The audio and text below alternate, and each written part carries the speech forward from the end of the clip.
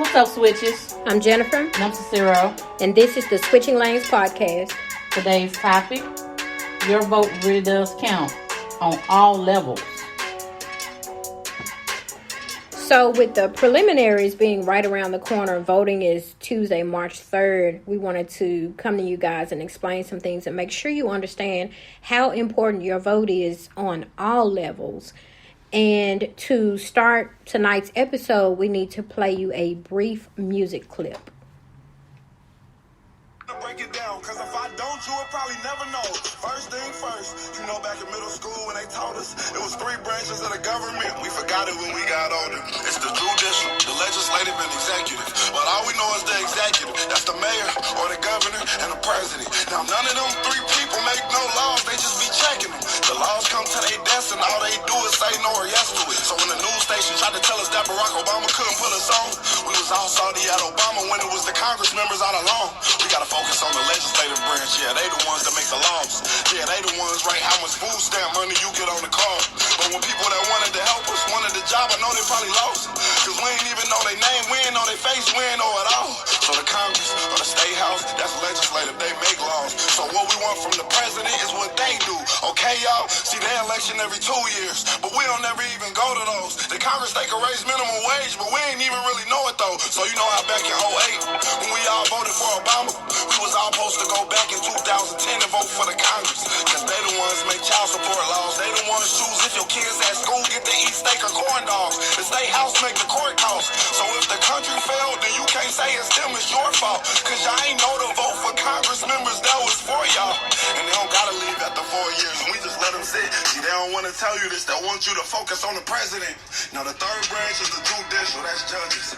They the reason why John Crawford and Trayvon, they had justice. So when Meek Mill got locked up just for popping willies, we blame the judge and not the city when they let her get voted in, cause they ain't know who to vote against. Imagine life on the other side. Roads better, schools better, everybody get their license back. Okay, so really quickly, we want to make sure we mention that nowhere in this episode are we promoting any particular candidate. Oh, but well, before you get that out, let me give this young man his credits. That song is called "My Vote Don't Count" by rapper Yellow Pain from Dayton, Ohio. So we definitely don't own any rights to any music. Right. We just wanted to share that because that's a very powerful song, and we definitely will share that on the page. Yes, he's the phenomenal. full video. And this young man gained attention from CNN with this video. He went viral. So we definitely wanted to share that because he breaks it down and he actually puts it in layman's terms for people. So hopefully this can help some people that are out there listening. Okay, we want to make sure that we let you guys know we're not promoting any particular candidate. We're not trying to get you to vote for anyone. Your vote is your choice. Absolutely. We're here tonight to make sure that you understand that your vote really does matter. And I don't know if you've heard it, Cicero, but I hear it a lot more now than usual. People saying our votes really don't matter. Our votes really don't count. And that's just not true.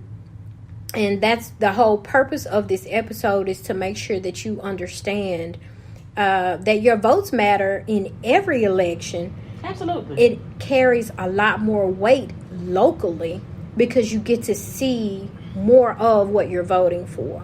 Absolutely. And those people on that local level, they're the ones who, you know, the mayors, the councilmen and the Senate and things like that. You want to vote for those people because those are the ones, like he said, they take those laws to the president to be approved. But these are the ones who push those things. Right. So basically to me, I kind of look at it like this, and I know he's not purely ornamental, but I think the president is kind of ornamental. Because, in a sense, yes. Because absolutely. a lot of decisions definitely a lot of decisions are made before they even come to him. He's just signing off on stuff. He's mostly the front man on a lot of things. But he's like the spokesperson for the country. Right. And we need to pay more attention to the things that are happening behind the president. We tend to place a lot of blame at his feet, which he does carry a certain amount of authority, a certain amount of blame, I guess you could say. Oh, yeah. That's not to say that he's completely innocent. Right.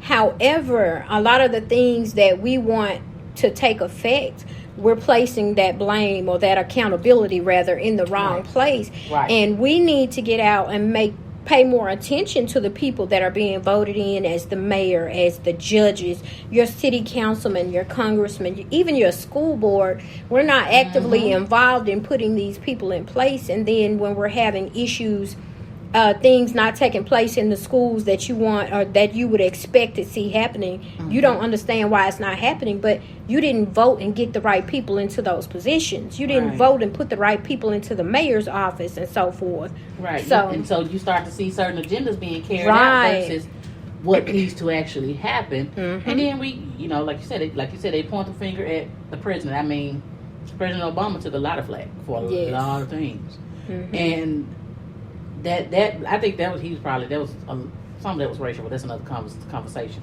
But he got blamed for stuff that we all know that he shouldn't have been blamed for. But when a lot of us don't vote on that local level, and we don't vote on the legislative level, like he said, I'm getting tongue tied. Right. Like he said, after you vote for the president, 2 years later you go back and vote for Congress and all of that stuff. Right. A lot of people don't participate in those elections because they feel like the president is the big election, which it is a big election. It is. But that's not the main election that counts. That's not the one that's going to make the world of difference. So when you don't vote in those elections, you're looking crazy. And then those are the ones who are complaining about everything that the president does or won't do. Because I'm like, when most of the things that you're complaining about are out of his hands in the first place. Right. So you voting at the local level is how you get your voice to trickle up to those presidential moments where you expect the president to be able to step up. But here's the thing. If you haven't voted at the local level and you don't have the right people as senators and congressmen to be able to support whatever your vision is that you're trying to push, then you don't have the right support in place for whatever it is you're fighting for. And let's be clear. If you don't vote on the local level, which includes legislation and judicial, you only vote on the presidential level, you still don't have a voice. Right. That's just, to me, you're weakening your voice. Yeah, you're definitely weakening. You're hoarse. Right. That's almost silencing yourself because you're saying is that I went and voted for the president and that's it. And that's not where it begins and that's not where it ends. Whether you like the president or not, that you end up getting in office, because we don't always get the person that we would prefer to be in there. Your pick is not always the person that's going to be there. However, your voice still matters if you're voting on the local level, because this is how it's going to play through. Yeah. If you like the candidate that's been voted as president, you need to vote on the local level to give him the right support to help him push those things through that you think would be beneficial to you and your community. Absolutely. If you don't care for the president, and if you don't, that's on you. If you don't care for the president, if you voted at the local level, you have already voted through the right people to help fight against whatever it is that he's trying to push that's going to harm your community. You already have the right people in play to again support your agenda and help speak up for you and stand up for you. That's what they are for. You vote them into office to speak up for you in your community. But guess what? If you're not voting the right people in office, they're speaking up, but not for your community. They don't care what's going on in your community because somebody else got the person that they wanted in there, and that's who they're fighting for. Right. And I'm not going to say don't vote for the president, but I would say this. I would much rather you vote on the local level than for the presidential debate. For the presidential election. Right. I mean, you should vote for all. You should vote on all levels, vote. Period. I don't care what they're levels. voting on. But what the election is, go vote for it all. Be sure you vote on the local level, though. Be certain that you absolutely learn more about these local officials and the people that are running these local offices in your Congress. Get to know those people. Everybody knows who the president is. Everybody knows who these presidential candidates are. Get to know your local officials. Get to know your judges. I'm starting to hear people talk about the judges here and how some of them know things about them. And I'm like, this is something I need to pay a little bit closer attention to. Because when I get to the ballot, I admit I've gotten to the ballots in the past and like, who is that person? Right. So you definitely have to be sure that you educate yourself on who these people are and what their platforms are. And the same with the president. Understand even if you don't like any of the candidates, find out what their platforms are. Right. And what is their agenda? Like, what is it they support, and what is right. it they're against? Right. So that's how you'll choose, make an informed decision, as opposed to just choosing somebody because this is a Republican or a Democrat, right. or choosing this person is this color or that color. I want a woman in the office. Or versus choosing choosing somebody over lesser evil. Right. Don't focus on those outer details. What is it that person supports? What's the platform? What have they supported in the past? Right. What have they funded in the past? What are some of the things that they what do you call it?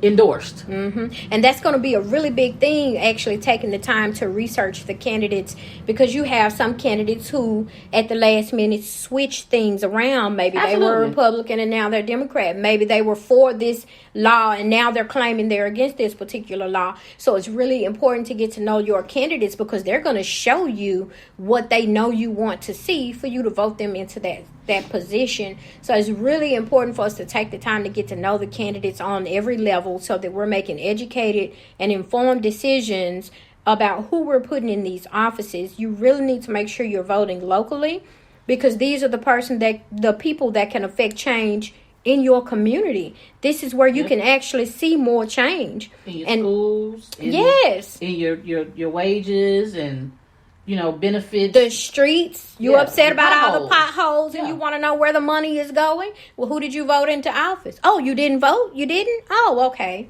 Right. So we have to really keep these things in mind. We are not a slow people. We are not. I know these are intelligent people. The problem is we lose interest quickly when we don't feel like it's something that directly pertains to us. This definitely does directly pertain to us. And it's kind of like the Super Bowl to me. A lot of people don't watch the football games throughout the year. A lot of people don't even really watch the playoffs. Right. But Super Bowl Sunday, everybody turned up. Exactly. And you wait for that main finale as opposed to keeping up with what's going on each level. As opposed to seeing what work they put into getting there. Right. And, for example, our mayoral elections, when is the last time you guys voted? And we know what's going on. You're intelligent people. You know what's going on. And a lot of us, once Mayor Harrington left the office, didn't bother to keep up with what was going on the mayoral level, because you no longer felt invested. That we had our first black mayor and you were excited for him to be in office, and and now he was a familiar face. He was a familiar face, and we felt like he brought about change, right? Yeah. And when he was out of office, how many people kept up with who the mayor was, or what that mayor's issues were, or what is it he's working on? Right. What I'm just saying, the agenda was, and that's incredibly important. The mayor of your city, I can walk up to 10 people, and how many of them would even know who the mayor was? I think a lot of people came to realize the importance of it and started paying attention after we lost so much that Harrington had put into place. Because you think about it, the city went through a major change when he left office. From summer job programs being people cut to, no longer felt invested. Right. They no longer felt connected, I'll say. And we really do need to, absolutely, you really need to understand that it's so important for you and your community for you to get out there and vote on the local levels, because you need to know the people that are governing your city. You need to know what those agendas are. Absolutely. I can't stress that enough, because like I said, when Harrington left office, it's a lot of things that got cut. And right now, that's the reason so many of our kids are running rampant and don't have anything to do, because all these things that were put into place for teenagers to be able to do during the summertime, to keep them busy, and after school programs and things like that to keep them busy, they're null and void now. So a lot of them just get into no good. Yeah. So some of the programs, they're trying to bring things back, but we went through that phase where, like you said, like Jennifer said, people became uninvested. Right. And in the process of becoming uninvested, our city just And volatile. It's still a lot of change taking place in our city right now. We have a lot of new big companies that are headed this way and so forth. So there is change taking place. Right. But you have to understand how the change switched from this category to that category, depending on who your mayor is. Again, what is his agenda? So this mayor has a different agenda. He has a different area that he wants to focus on.